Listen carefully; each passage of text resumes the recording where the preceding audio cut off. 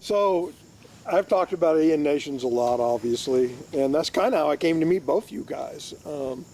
You know, before I'd actually really met Buzz, I was watching his DVDs, and he did a wonderful. I think it's on the Essence of Elephanting, I believe, where you did those 3 interviews: Sten Settergren and Ian Nyschens, and of course you, Richard.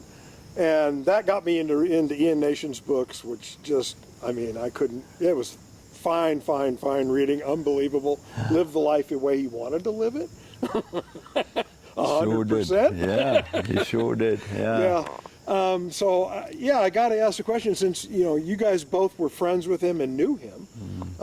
How did you guys first meet him? Both of you. How did you meet him? And what can you say about him that maybe I don't know about?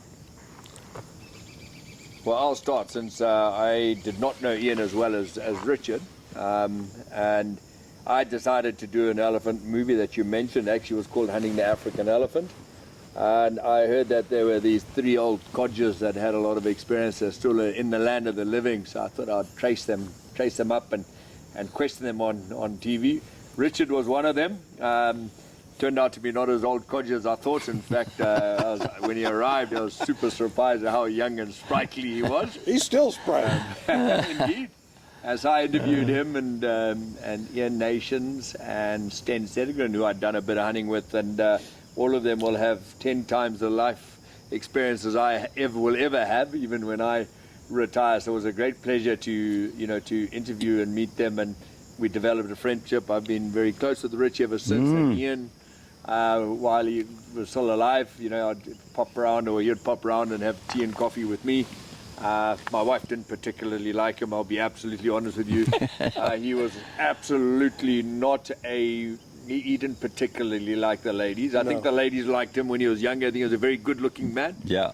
But we'd be sitting having tea, and he'd be telling me these amazing stories, and I'd be like a little boy listening to them, and mid-sentence he would like click his finger and say, "Hey woman, can you bring more milk for me?" And talking to my wife, and oh, that's not good, that's not good. That's one thing I would tell you that you probably didn't know about Ian. But as you say, Months of the Sun, one of my absolute favorite all-time books. Yeah. Also written in areas that we've all hunted, so it means a lot more to us.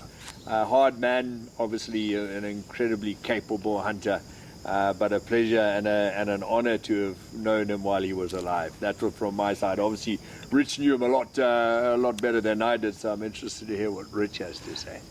Buzz, what year was that DVD you did? Wow, Rich, 20 years. Remembering years.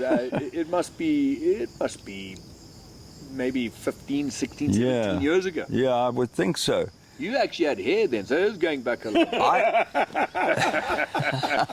I had hair, but I'd known Ian for a while before that. Yes. Quite well. We got to know each other.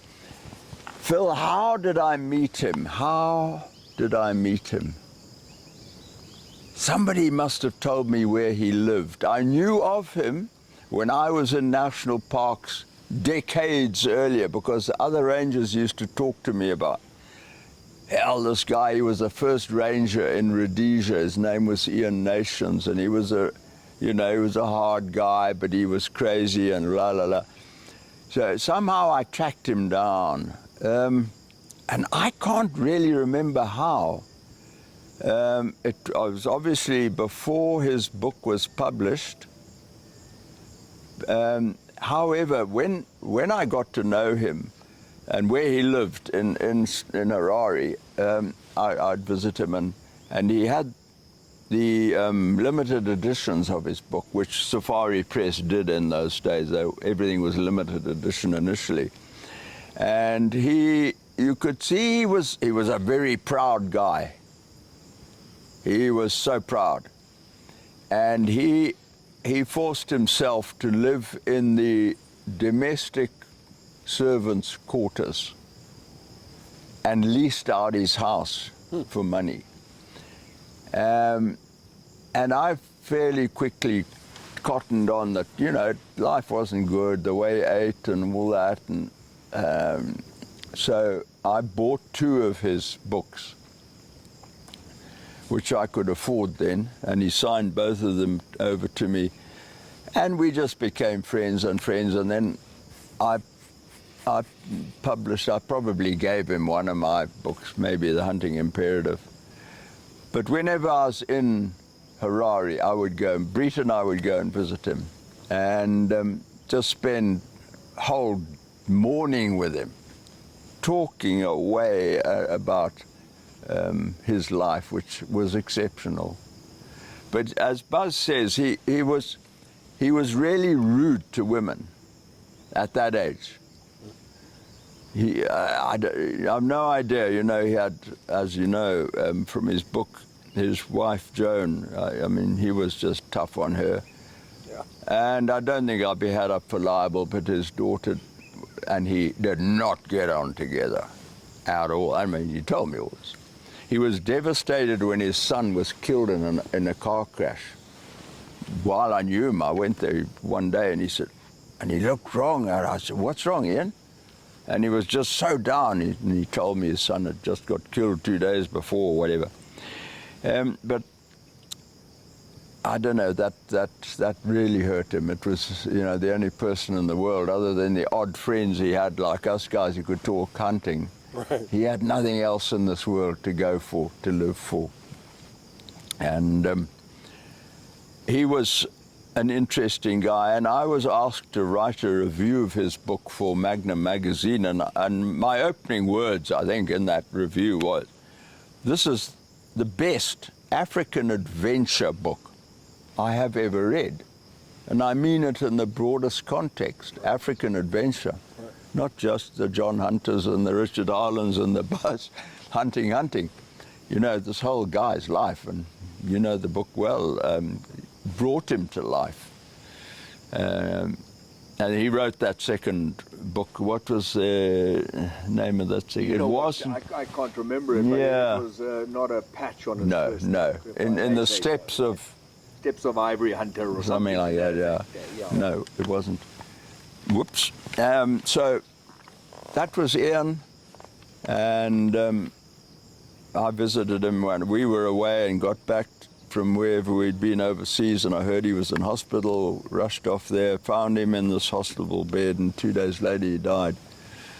I don't remember when that was. I can't put a year on that.